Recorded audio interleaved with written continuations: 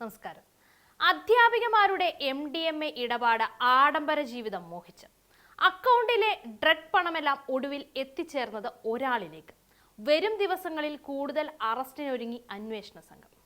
BRCയിലെ special educator അധ്യാപികകൾ ഉൾപ്പെട്ട MDMA കേസിൽ ഞെട്ടിക്കുന്ന വിവരങ്ങളാണ് അന്വേഷണത്തിൽ പുറത്തുവരുന്നത്.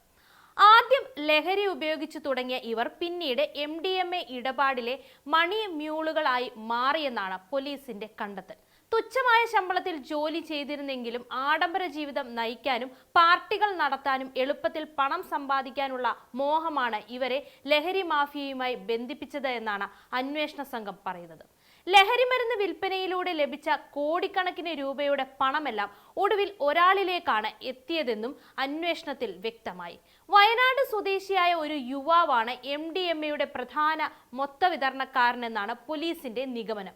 ഇയാളുടെ നേതൃത്വത്തിൽ പ്രവർത്തിക്കുന്ന വലിയ ശൃംഖലയിലെ ചെറിയ കണ്ണികൾ മാത്രമാണ് ഇപ്പോൾ അറസ്റ്റിലായ അധ്യാപികമാരും മറ്റ് പ്രതികളുമെന്നാണ് അന്വേഷണ സംഘം കരുതുന്നത്. കേസിലെ പ്രധാന സൂത്രധാരൻ കേരളം വിട്ടതായാണ് പോലീസിന് ലഭിച്ച വിവരം തന്നെ. ഇയാളെ കണ്ടെത്താൻ സംഘത്തിന് പുറത്തേക്കും അന്വേഷണം വ്യാപിപ്പിച്ചിട്ടുണ്ട്. കേരളത്തിലെ പ്രധാന സൂത്രധാരൻ കേരളം വിട്ടതായാണ് പോലീസിന് ലഭിച്ച വിവരം. ഇയാളെ കണ്ടെത്താൻ സംസ്ഥാനത്തിന് പുറത്തേക്കും അന്വേഷണം വ്യാപിപ്പിച്ചിട്ടുണ്ട്. കേസിൽ അറസ്റ്റിലായ ഇരിട്ടി കൂട്ടുപുഴ സ്വദേശി ജിജിൽ കുര്യാക്കോസ് MDMA വിൽപ്പനയിലൂടെ ലഭിച്ച പണം ഇയാൾ പറഞ്ഞ പ്രത്യേക ബാങ്ക് അക്കൗണ്ടുകളിലേക്കാണ് അയച്ചിരിക്കുന്നത്. QR കോഡ് ഉപയോഗിച്ചായിരുന്നു കൂടുതലും പണമിടപാടുകൾ നടന്നതും.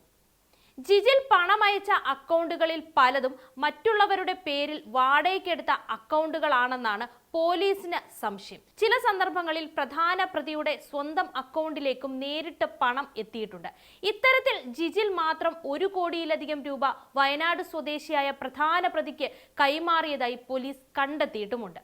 അറസ്റ്റിലായ സ്പെഷ്യൽ എഡ്യൂക്കേറ്റർ അധ്യാപികമാർ ലഹരി ഇടപാടിലൂടെ ലഭിച്ച പണത്തിന്റെ വലിയൊരു ഭാഗം ജിജിൽ കുര്യാക്കോസിന്റെ അക്കൗണ്ടിലേക്കാണ് അയച്ചത്. ഇതിനു പുറമെ പ്രധാന മൊത്തവിതരണക്കാരനായ വയനാട് സ്വദേശിക്കും നേരിട്ട് പണം കൈമാറിയതായി കണ്ടെത്തിയിട്ടുണ്ട്. ഇവർ തമ്മിൽ അടുത്ത ബന്ധമുണ്ടെന്നതിന് വ്യക്തമായ തെളിവുകൾ പോലീസിന് ലഭിച്ചിട്ടുണ്ടെന്നും അന്വേഷണ സംഘം പറയുന്നുണ്ട്. കേസിലെ പ്രതികളായ കാവ്യയുടെയും കീർത്തനയുടെയും ബാങ്ക് അക്കൗണ്ടിലേക്ക് കഴിഞ്ഞ 6 മാസത്തിനിടെ ലക്ഷക്കണക്കിന് രൂപയാണ് എത്തിയത്. ഇതിൽ ഭൂരിഭാഗവും ലഹരിമരുന്ന് വിൽപ്പനയിലൂടെ ലഭിച്ച പണമാണെന്ന് പോലീസ് കണ്ടെത്തിയിട്ടുമുണ്ട്.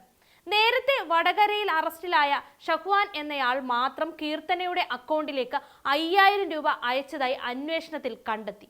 അധ്യാപികമാരുടെ അക്കൗണ്ടുകളിലേക്ക് പണം അയച്ചവരെയും ആ പണത്തിന്റെ ഉറവിടം കണ്ടെത്താൻ അന്വേഷണം ശക്തമാക്കിയിട്ടുണ്ട്. വയനാട് സ്വദേശിയായ പ്രധാന മൊത്തവിതരണക്കാരന് കീഴിൽ ജിജിലിനെയും അറസ്റ്റിലായ അധ്യാപികമാരെയും പോലെ നിരവധി ഏജന്റുമാർ കൂടി പ്രവർത്തിക്കുന്നുണ്ടെന്നാണ് പോലീസിന്റെ വിലയിരുത്തൽ. ഇയാളെ പിടികൂടാൻ കഴിഞ്ഞാൽ മാത്രമേ ഈ ലഹരി ശൃംഖലയുടെ മുഴുവൻ വിതരണങ്ങളും പുറത്തുവരുമെന്ന് അന്വേഷണ ഉദ്യോഗസ്ഥർ തന്നെ പറയുന്നുണ്ട്. അടുത്ത കാലത്തായി MDMA മാഫിയ സ്വീകരിക്കുന്ന പ്രധാന രീതിയും ഇതുതന്നെയാണെന്ന് പോലീസ് വ്യക്തമാക്കുന്നു. അധ്യാപികമാരുടെയും ജിജിലിന്റെയും അക്കൗണ്ടിലേക്ക് MDMA വാങ്ങാനായി പണം അയച്ചവരുടെ എണ്ണം വളരെ കൂടുതലാണ്. കണക്കെടുത്ത് തീർക്കാൻ പോലും കഴിയാത്തത്ര ആളുകൾ പണം അയച്ചിട്ടുണ്ടെന്നാണ് അന്വേഷണ സംഘം പറയുന്നത്. കുറഞ്ഞ ശമ്പളത്തിൽ ജോലി ചെയ്തിരുന്ന ഇവർ ആഡംബര ജീവിതവും പാർട്ടികളും നയിക്കാനാണ് ലഹരി ഇടപാടിലേക്ക് ഇറങ്ങിയത് എന്നാണ് അന്വേഷണത്തിലെ കണ്ടെത്തൽ. അറസ്റ്റിന് പിന്നാലെ ഇവർ സാമൂഹ്യ മാധ്യമങ്ങളിൽ പങ്കുവച്ച ചില്ലിംഗ് ചിത്രങ്ങളും ബെസ്റ്റി സെൽഫികളും വ്യാപകമായി പ്രചരിക്കുകയാണ് ഇപ്പോൾ.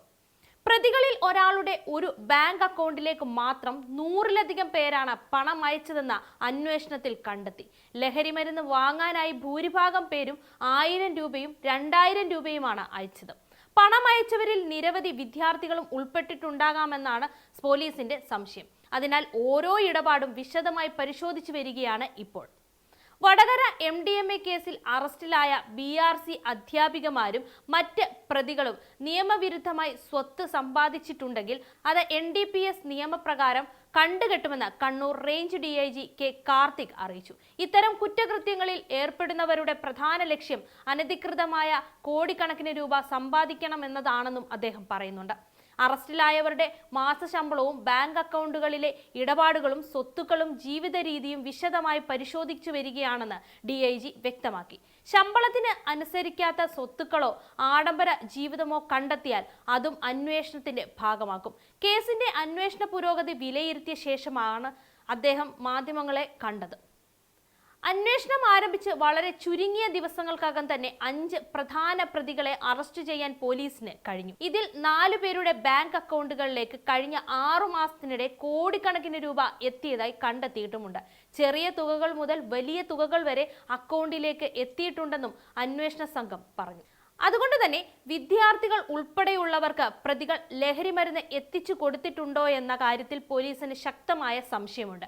ഇവരുടെ അക്കൗണ്ടിലേക്ക് എത്തിയ പണം പിന്നീട് എവിടേക്കാണ് പോയത് എന്നതാണ് ഇപ്പോൾ അന്വേഷണത്തിന്റെ പ്രധാന കേന്ദ്രം തന്നെ. പിടിക്കപ്പെടാതിരിക്കാൻ വിദേശ ഫോൺ നമ്പറുകളും വോയിസ് കോളുകളും ഉപയോഗിച്ചാണ് പ്രതികൾ ആശയവിനിമയം നടത്തിയിരുന്നത് എന്ന് അന്വേഷണത്തിൽ കണ്ടെത്തി. കൂടാതെ മറ്റുള്ളവരുടെ പേരിലുള്ള ATM കാർഡുകൾ വ്യാപകമായി ഉപയോഗിച്ചതായി പോലീസിന് വിവരം ലഭിച്ചിട്ടുമുണ്ട്. സംസ്ഥാനത്തിന് പുറത്തുനിന്നും പണം പിൻവലിച്ചിട്ടുണ്ടെങ്കിൽ അന്വേഷണം മറ്റ് സംസ്ഥാനങ്ങളിലേക്കും വ്യാപിപ്പിക്കുമെന്ന് DIG അറിയിച്ചിട്ടുണ്ട്. വടകരയിൽ ഓപ്പറേഷൻ തൂഫാൻ അന്വേഷണത്തിന്റെ ഭാഗമായി അറസ്റ്റിലായ അധ്യാപികമാർ പ്രമുഖ ഇടത് അധ്യാപക സംഘടനയിലെ മുൻ ഭാരവാഹികളായിരുന്നുവെന്ന വിവരവും പുറത്തുവന്നു. അറസ്റ്റിലായ സ്പെഷ്യൽ എഡ്യൂക്കേറ്റർമാരായ 3 അധ്യാപികമാരിൽ നീഷ്മയും കാവ്യയും കേരള റിസോഴ്സ് ടീച്ചേഴ്സ് അസോസിയേഷൻ എന്ന ഇടത് അധ്യാപിക സംഘടനയിൽ സജീവമായി പ്രവർത്തിച്ചവരായിരുന്നു. കഴിഞ്ഞ വർഷം പേരാമ്പ്ര യൂണിറ്റിന്റെ ഭാരവാഹികളായി ഇരുവരും പ്രവർത്തിച്ചിരുന്നു. ഇവർക്ക് ഭാരവാഹിത്വം ലഭിച്ചപ്പോൾ ആശംസകൾ നേർന്ന് KRTA പുറത്തിറക്കിയ പോസ്റ്ററുകളും ഇപ്പോൾ സാമൂഹ്യ മാധ്യമങ്ങളിൽ വ്യാപകമായി പ്രചരിക്കുകയാണ്. MDMA കേസിൽ ഇവർ അറസ്റ്റിലായതിനെ തുടർന്ന് സംഘടന ഇവരെ പ്രാഥമിക അംഗത്വത്തിൽ നിന്ന് പുറത്താക്കിയിട്ടുണ്ട്. കഴിഞ്ഞ വർഷം പേരാമ്പ്രയിൽ നടന്ന KRTA കോഴിക്കോട് ജില്ലാ സമ്മേളനത്തിലാണ് കാവ്യയെയും നീഷ്മയെയും ഭാരവാഹികളായി തെരഞ്ഞെടുത്തത്. എന്നാൽ മറ്റ് മുതിർന്ന അധ്യാപികമാർ ഭാരവാഹിത്വം ഏറ്റെടുക്കാൻ തയ്യാറാകാതിരുന്നതിനാലാണ് ഇവർക്ക് ആ ചുമതല നൽകിയത് എന്നാണ് സംഘടനയുടെ വിശദീകരണം. ഈ വർഷം ഇവർ സംഘടനയിലെ അംഗത്വം പുതുക്കിയിരുന്നില്ലെന്നും സംഘടനാ ഭാരവാഹികൾ തന്നെ പറയുന്നുണ്ട്. MDMA കേസിൽ പിടിയിലായ അധ്യാപികമാർക്ക് ശക്തമായ രാഷ്ട്രീയ സ്വാധീനമുണ്ടെന്ന ആരോപണങ്ങളും ഇതിനിടെ തന്നെ ഉയർന്നിട്ടുണ്ട്. അതേസമയം ലഹരിമരുന്ന് കേസിൽ കൂടുതൽ പ്രമുഖർക്ക് പങ്കുണ്ടെന്ന കണ്ടെത്തലിനെ തുടർന്ന് അന്വേഷണത്തിനായി പ്രത്യേക സംഘത്തെ പോലീസ് രൂപീകരിച്ചു. അധ്യാപികമാർക്കൊപ്പം അറസ്റ്റിലായ ജിജിൽ കുര്യാക്കോസിന്റെ അക്കൗണ്ടിൽ മാത്രം കഴിഞ്ഞ 6 മാസത്തിനിടെ 1 കോടി രൂപയുടെ ഇടപാടുകൾ നടന്നതായി അന്വേഷണത്തിൽ കണ്ടെത്തിയിട്ടുണ്ട്. അധ്യാപികമാരുടെ വ്യക്തിപരമായും സാമ്പത്തികമായും അടുത്ത ബന്ധം പുലർത്തിയ എല്ലാവരെയും പ്രത്യേക അന്വേഷണ സംഘം പരിശോധിക്കും. കേസിൽ ഉൾപ്പെട്ട മുഴുവൻ പ്രതികളെയും കണ്ടെത്തി നിയമത്തിനു മുൻപിൽ എത്തിക്കുകയാണ് ഓപ്പറേഷൻ തൂഫാൻ ലക്ഷ്യമെന്നും വടകരയിൽ ആ ദൗത്യം പൂർണ്ണമായും നടപ്പാക്കുമെന്നും പോലീസ് നേതൃത്വം അറിയിച്ചു.